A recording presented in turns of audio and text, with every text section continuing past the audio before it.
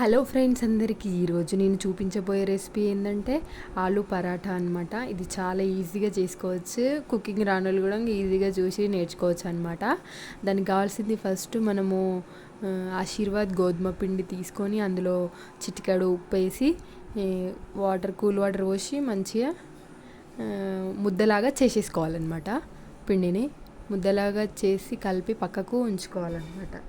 ఉండలుగా రాకుండా సాఫ్ట్గా రావడానికి మనం ఉప్పు వేసినాము. కావాలంటే కొంచెం ఆయిల్ కూడా వేసుకోవచ్చు. ఇప్పుడు సాఫ్ట్గా వస్తుంది.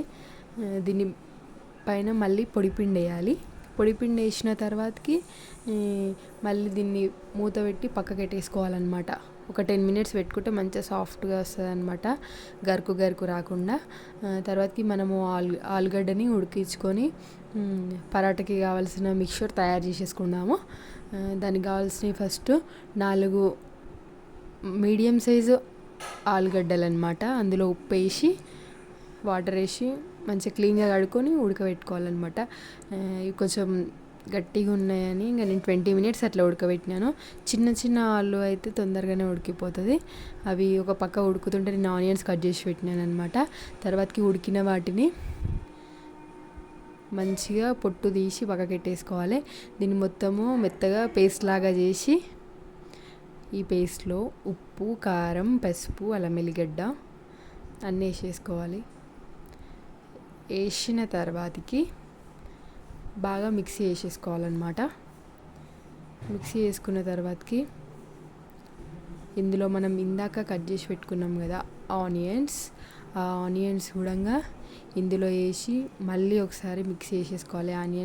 ఆనియన్స్ అండ్ ఆలు మొత్తం కలిసేటట్టు మిక్సీ వేసేసుకున్న తర్వాతకి మనము ఇందాక పిండి కలిపి పక్కకి పెట్టేసుకున్నాం కదా, ఆ పిండి కొంచెం పెద్ద ముద్దలుగా చుట్టుకొని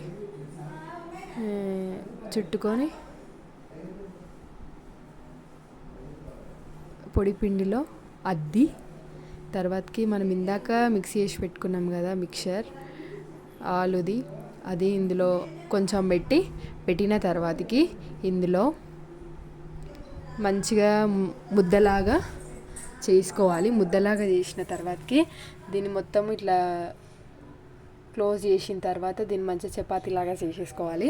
చపాతీలాగా చేసుకుంటే ఏంటంటే మనకు మంచిగా ఉంటుంది. కావాలంటే ఆయిల్ తోటి కూడా వాళ్ళకి చేసుకోవచ్చు. నేను పొడిపిండితో చేసినాను. పొడిపిండితో చేస్తే కొంచెం మంచిగా ఉంటుందని తర్వాతకి స్టవ్ పైన పెనం పెట్టుకొని దీన్ని కాల్చుకోవడమే అన్నమాట. పెట్టిన తర్వాతకి ఒక 2 minutes తర్వాత ఆయిల్ పోసి 2 పక్కల మంచిగా కాల్చేసుకోవాలన్నమాట. మీడియం సిమ్లో పెట్టుకొని కాల్చుకోవాలి. ఎందుకంటే ఆలు అండ్ చపాతీ 2 ఉడకాలి కాబట్టి కొంచెం టైం పడుతుంది. చాలా టేస్టీగా ఉంటుంది. మీరు కూడా ట్రై చేయండి.